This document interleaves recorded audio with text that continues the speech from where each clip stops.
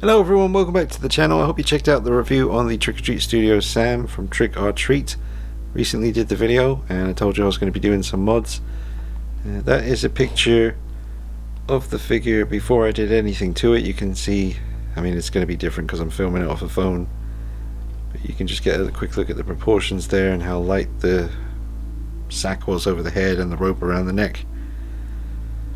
So it took a while, quite a few layers of washes to get it to look like this, but I'll show you the figure now.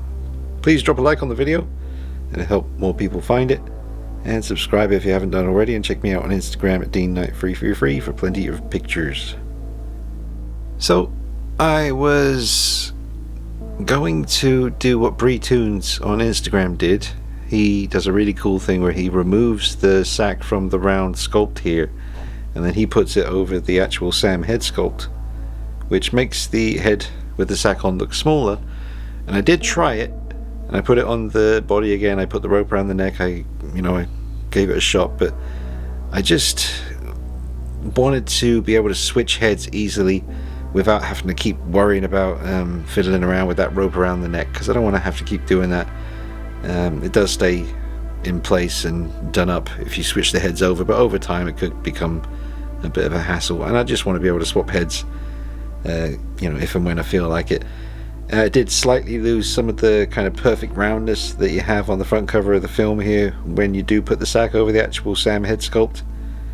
You still have some of the roundness there, but not quite as circular as it is when it's on the actual round sculpt. So I've opted for putting the sack back on the sculpt that it was intended for, and I'll keep the Sam sculpt here handy when I want to switch it around. I did a wash on the Sam sculpt to bring out the details on that a little bit too, and at the last minute I decided I wanted him to be a little bit bloody, because this little guy gets up to some, well, I wouldn't exactly call it mischief, because if you're not going to put in the effort on October 31st and pay attention to tradition, then so be it.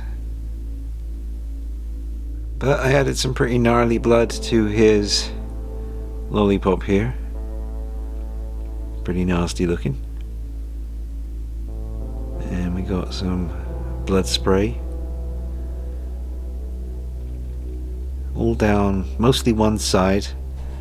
I wanted to keep one side slightly cleaner. I shot some footage in the garage with the different lighting, so you can see. And also I made sure to make the underneath of his feet bloody as well from where he'd been walking around in the blood. But he has turned out awesome. I padded him out as well. I just stuffed him a little bit, fill out his torso, makes the head, helps with the proportions of that as well once you fill out the body a little bit.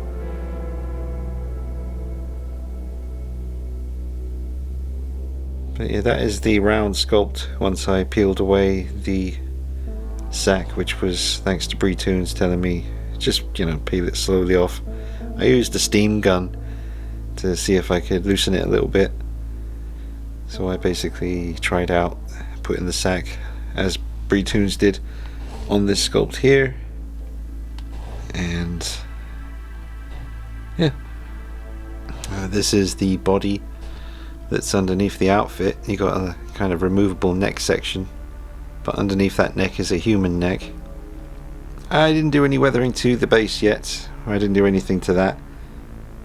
To be honest folks, I got a fair bit to do coming up over the next few days. I've got the caustic plastic Nosferatu figure that needs to be reviewed straight away, and I have a really cool custom Heath Ledger Joker 1/6 scale outfit coming. I'll tell you more about that. That might arrive tomorrow.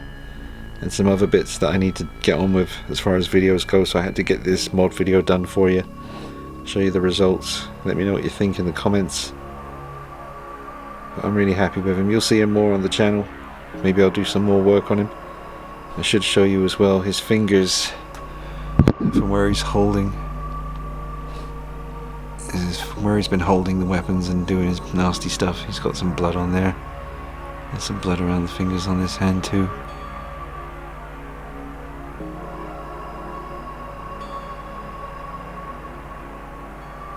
but the washes and the weathering really worked out nice on the sack here.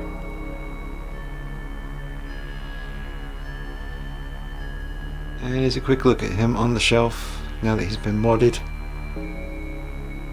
We could talk a while about things you could possibly do to make him shorter, but as I said in the review, because the head is the size that it is, if you made him any shorter, if you mess with the proportions of the body, that head's only going to start to look bigger and bigger. So I think it just kind of is what it is. It's not too bad though. It looks good on the shelf.